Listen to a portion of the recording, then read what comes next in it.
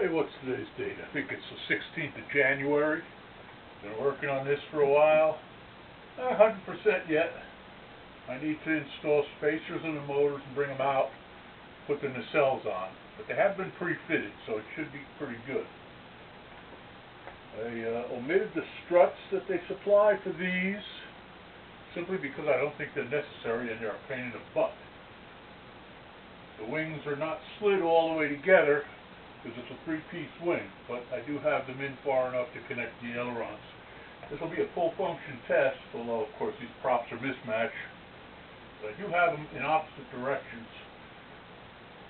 I don't think I have the props I need, but I'll find them. So, elevator, pull up, pull down.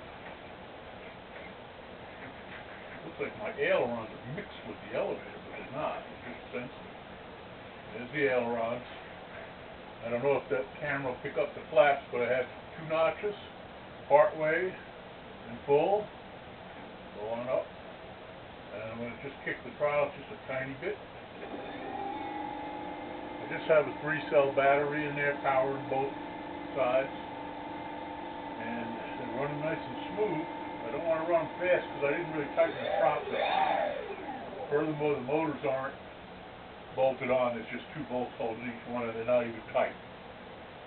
So that's about it.